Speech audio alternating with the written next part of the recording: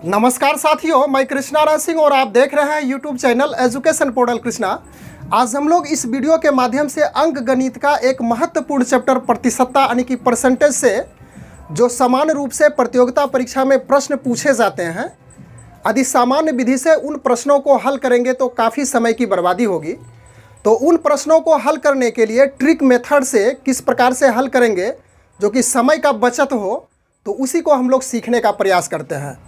तो पहला ट्रिक को हम लोग इस प्रकार समझते हैं कि दो व्यक्ति या दो वस्तु हो, उसमें तुलना की जा रही है। सपोज कीजिए कि दो व्यक्ति है, राम और श्याम, और कहा जाएगा कि राम की आय श्याम की आय से कुछ प्रतिशत अधिक है, तो श्याम की आय राम की आय से कितना प्रतिशत कम है। दूसरे प्रकार से इसको इस प्रकार से भी पूछा जा सकता है कि राम की आय श्याम की आय से कुछ प्रतिशत कम है, तो श्याम की आय राम की आय से कितना प्रतिशत अधिक है। तो उसका हम लोग ट्रिक इस प्रकार से बनाते हैं, राम की आय श्याम की आय से m प्रतिशत अधिक है। तो इस स्थिति में श्याम की आय कम पूछा गया, कितना प्रतिशत कम है। और इसका दूसरा कंडीशन इस प्रकार से होगा कि m प्रतिशत यानी कि राम की आय श्याम की आय से m प्रतिशत कम है। तो इस स्थिति में श्याम की आय राम की आय से कितना प्रतिशत अधिक है, उसको पूछा जाएगा। तो इसके लिए इस प्रकार से ट्रिक्स बनाएंगे। पहला हो जाएगा कि m प्रतिशत अधिक है, तो श्याम की आय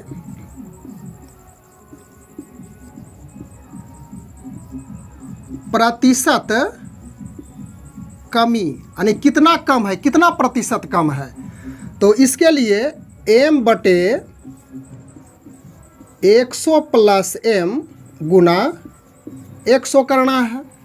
उसके बाद यह m प्रतिशत अधिक कम है, तो श्याम की आय प्रतिशत अधिक,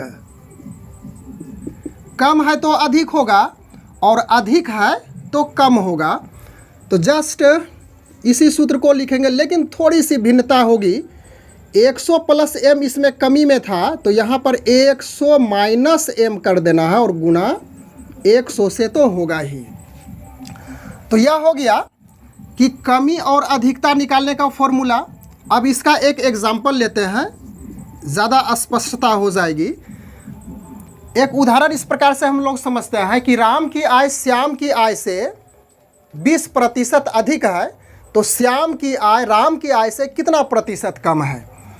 तो स्पष्ट है कि m कह रहा है 20 प्रतिशत, जो भी हो परसेंटेज, यह तो अंक बदलते रहता है, वेरिएबल रहता है। तो m इक्वल टू 20 प्रतिशत है, तो श्याम की आय कमी निकालना है, तो कमी इक्वल टू इसी सूत्र को लगाएंगे। वृद्धि है, वृद्धि के लिए यह है m प्रतिशत अधिक, तो 20 प्रतिशत अधिक है, तो श्याम की आय में प्रतिशत कमी, तो कमी इक्वल टू m बटे 100 प्लस m गुना 100। m का वैल्यू 20 रखना है, 20 बटे 100 प्लस 20 गुना 100, तो यह हो जाएगा 20 गुना 100 बटे 120। इसको आप कटा दीजिए, 6 दूनी 12, 10 दूनी 20, 3 दूनी 6, 5 दूनी 10, यानी कि 10 पचे 50 बटे 3 प्रतिशत। तो यह हो गया कमी। अब इसी में इसे आप भिन्न में ला भी सकते हैं, जैसा ऑप्शन रहेगा उसी अनुसार से आपको करना है। तो अब यदि m प्रतिशत कम कर रहा है, m बराबर 10 यानी कि चलिए 20 प्रतिशत ही लेकर के चलते हैं, 20 प्रतिशत कम है, तो श्याम की आय में अधिकता होगी।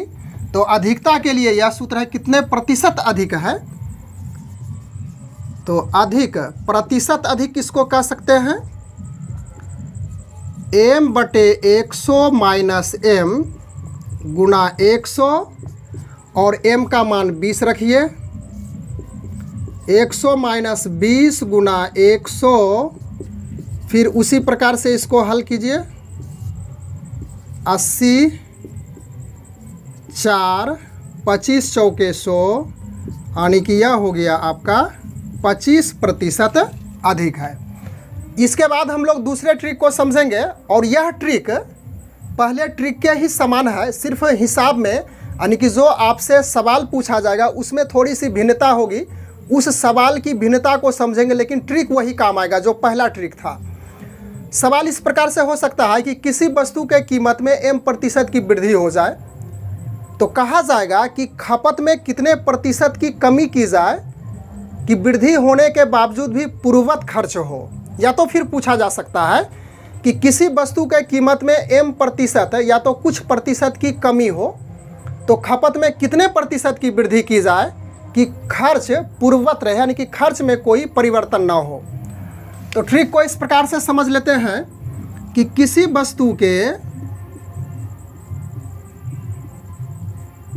वस्तु के मूल्य में m% की वृद्धि हो, तो खपत में कितने प्रतिशत की कमी की जाएगी। ध्यान रखिएगा, m% की वृद्धि है तो कमी करना है खपत में, और फिर इसका दूसरा टाइप्स होगा कि m% की कमी है, तो कमी में खपत में जो वृद्धि है उसको पूछा जाएगा। तो दोनों स्थिति में सबसे पहले पहली स्थिति को समझ लेते हैं कि m% की वृद्धि, तो खपत में प्रतिशत कमी यह पूछा जाएगा। तो इसके लिए वही ट्रिक याद कीजिए जो 1 नंबर ट्रिक हम लोग पढ़े थे, m/100 प्लस m गुना 100। उसके बाद इसको देखते हैं m% की कमी, तो खपत में प्रतिशत वृद्धि equal to m/100 minus m गुना 100। ट्रिक में कोई अंतर नहीं है, जो पहला ट्रिक देखे थे, बार बार इस बात को मैं रिपीट कर रहा हूँ, सिर्फ हिसाब में अंतर होगा। तो एग्जाम्पल इसका समझिए कि यदि चीनी के मूल्य में 30% की वृद्धि हो जाए, तो कोई उपभोक्ता कितने प्रतिशत की कमी करे कि खर्च उसका पूर्ववत यानी कि पहले के समान रहे। तो चीनी के मूल्य में कितने प्रतिशत की वृद्धि हुई, 30% की लेकर के चलते हैं, तो m का वैल्यू 30 हो गया और यह वृद्धि बता रहा है। तो खपत में कमी, यह सूत्र लगाएंगे, कमी प्रतिशत equal to m/100 plus m गुना 100। m का वैल्यू निश्चित है, यहाँ पे 30 है, तो 30/100 प्लस 30 गुना 100, इसको हल कर दीजिए, वही हो जाएगा आपका उत्तर। अर्थात 300/13% की कमी करनी होगी। उसके बाद इसको भी हम लोग समझ लेते हैं, खपत में वृद्धि, यानी कि चीनी के मूल्य में 30% की कमी हो जाए तो खपत में कितने प्रतिशत की वृद्धि करना होगा। तो वृद्धि के लिए फिर इसी सूत्र को लगाना है, वृद्धि प्रतिशत equal to m/100 minus m गुना 100। m 30, 100 माइनस 30 गुना 100, 30 गुना 100, इसे हल कर दीजिए, जो आ जाए 70। 300/7% की वृद्धि हो जाएगी। तो इस पर संबंधित यानी इस ट्रिक पे संबंधित और भी प्रश्न आप बना सकते हैं और आसानी से इसकी सहायता से उसका सॉल्यूशन कर सकते हैं। इसके बाद हम लोग तीसरा नंबर ट्रिक पे ध्यान देंगे, और इसमें एक आयत है ABCD और इसकी लंबाई यह दी हुई है, उसके बाद यह इसकी चौड़ाई हो जाएगी, और इसमें कहा जाएगा कि लंबाई में कुछ प्रतिशत की वृद्धि होती है, फिर उसके बाद चौड़ाई में भी कुछ प्रतिशत की वृद्धि होती है, तो उसका जो पूर्ववत क्षेत्रफल है, यानी कि पहले का जो लंबाई और चौड़ाई दिया हुआ रहेगा उसका क्षेत्रफल निकालेंगे, और जब वृद्धि होती है तो उसका क्षेत्रफल किस प्रकार से विभिन्नता होती है, यानी कितने प्रतिशत की वृद्धि होती है, इसको समझेंगे। तो इसके लिए हम लोग इस प्रकार से समझ लेते हैं कि यदि आयत के क्षेत्रफल में लंबाई में m प्रतिशत की वृद्धि की जाती है, उसके बाद चौड़ाई में n प्रतिशत की वृद्धि की जाती है, तो क्षेत्रफल में कितने प्रतिशत की वृद्धि होगी? स्पष्ट है कि दोनों में, लंबाई में भी और चौड़ाई में, दोनों में वृद्धि है, तो वृद्धि क्षेत्रफल में भी होगी। तो क्षेत्रफल में प्रतिशत वृद्धि equal to m plus n plus m गुना n, और इसमें 100 से डिवाइड करेंगे। यही आपका फॉर्मूला है, और इस पे तरह तरह के प्रश्न पूछे जाते हैं। इसमें कभी कभी इस प्रकार से भी प्रश्न पूछे जा सकते हैं, कभी कहेगा कि लंबाई में m प्रतिशत की कमी और चौड़ाई में भी n प्रतिशत की कमी होती है। तो प्रश्न की संख्या काफ़ी हो सकती है, लेकिन फॉर्मूला हम लोगों के लिए सिर्फ यही काम करेगा। जब लंबाई में वृद्धि होगी, चौड़ाई में वृद्धि होगी, तो यह फॉर्मूला हम लोग सीख चुके हैं, m प्लस m गुना n बाई 100। और कमी कहेगा तो सिर्फ लंबाई में -m और चौड़ाई में -n, इसमें भी यदि कमी करता हो, या तो फिर लंबाई में सिर्फ कमी कह रहा है तो इसमें माइनस करेंगे, और चौड़ाई में वृद्धि कर रहा है तो +n लेकर के चलेंगे। तो उदाहरण से स्पष्ट हो जाएगा। हम एक एक बारीकी पे ध्यान रख करके इसको समझाने का प्रयास कर रहे हैं। तो पहला एग्जाम्पल लेते हैं कि एक आयत की जो लंबाई है उसमें 10 प्रतिशत की वृद्धि होती है। तो लंबाई में 10 प्रतिशत की वृद्धि यानी कि बढ़ाया जाता है, तो स्पष्ट है कि यह m का मान दे रहा है। लंबाई m माने है, और चौड़ाई इसमें भी 10 प्रतिशत का ही वृद्धि लेके चलते हैं। तो 10 प्रतिशत वृद्धि, दोनों में 10-10 प्रतिशत का हो रहा है। हिसाब कुछ भी होगा, जैसा भी अंक होगा, या तो वेरिएबल है, बदलते रहेगा, आप समझ जाएंगे तो उसको आसानी से हल कर सकते हैं। तो n इक्वल टू 10 हो गया, यानी n का मान 10 शो कर रहा है। तो क्षेत्रफल में प्रतिशत वृद्धि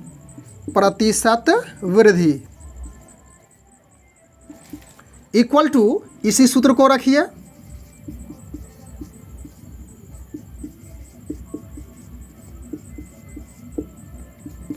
m का वैल्यू 10 हो गया, और फिर n का 10 गुना 10 बटे 100। इसका हल कीजिएगा, यहाँ पे हल कर लेते हैं। 10 और 10 20 हो चुका है, और 100 बटे 100 कैंसिल हो गया, यानी 20 प्लस 1, कटने के बाद यहाँ 1 बचा, तो यह 21 प्रतिशत की वृद्धि होगी। अब इसी फॉर्मूला की सहायता से दूसरे प्रकार के प्रश्न को हम लोग समाधान करते हैं। सपोज कीजिए कि आयत की जो लंबाई है उसमें 10 प्रतिशत की कमी है, ठीक है। तो क्लियर है कि m इक्वल टू यह हो गया -10। जो ही कमी कहेगा आपको माइनस से शो करना है। उसके बाद चौड़ाई 10 प्रतिशत की कमी, तो n इक्वल टू -10 हो चुका है। फॉर्मूला इसी को लगाएंगे, यानी कि क्षेत्रफल में प्रतिशत वृद्धि या कमी। इसमें बाद में स्पष्ट होगा कि कमी होगी या वृद्धि होगी। प्रतिशत कमी या वृद्धि equal to m plus m गुना n बाय 100।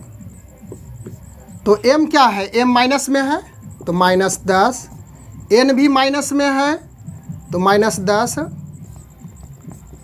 -10 गुना -10 बटे 100, यह हो गया -20, और यह माइनस गुना माइनस प्लस हो जाएगा 100 बटे 100, कट गया 1, -20 + 1 यानी कि -19%।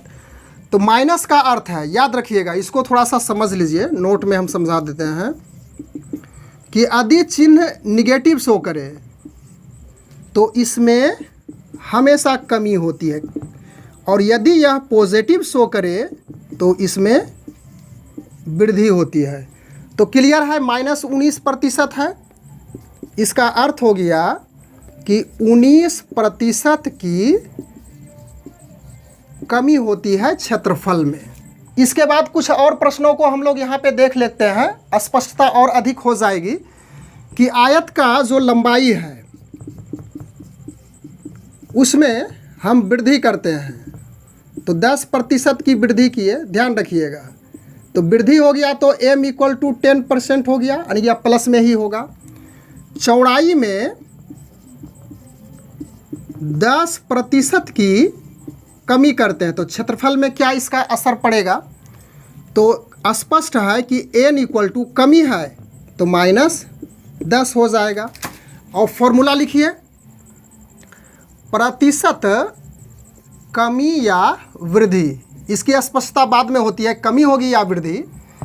तो m + n + m गुना n/100, m का वैल्यू है 10, प्लस में है, और प्लस और इसका माइनस, तो प्लस माइनस माइनस हो गया, यह है 10 + 10 गुना -10 बटे 100, तो 10 में से 10 गया 0, प्लस और माइनस, -100 बटे 100, इसको कटा दीजिएगा तो 0 + -1 यानी कि -1। तो -1 शो कर रहा है कि यह कमी है क्योंकि माइनस में है, तो इसलिए 1% की कमी होगी। तो इस प्रकार से इस सूत्र की सहायता से, जो एक ही सूत्र हम लोग इस टाइप में देखें ट्रिक में, इस सूत्र की सहायता से काफ़ी प्रश्नों का समाधान कर सकते हैं। कभी कभी लंबाई में कमी कहेगा तो माइनस लेंगे m का वैल्यू, और चौड़ाई में वृद्धि करेगा तो उसके लिए प्लस लेकर के चलते हैं। तो इस प्रकार से काफ़ी प्रश्नों का समाधान इस सूत्र की सहायता से कर सकते हैं। तो निश्चित रूप से यह वीडियो आपको ज़रूर पसंद आएगी, और इसके बाद जो आगे का ट्रिक होगा हम लोग अगले वीडियो में उसको देखने का प्रयास करेंगे। तो बस इतना ही आज के वीडियो में। Thanks for watching, good bye.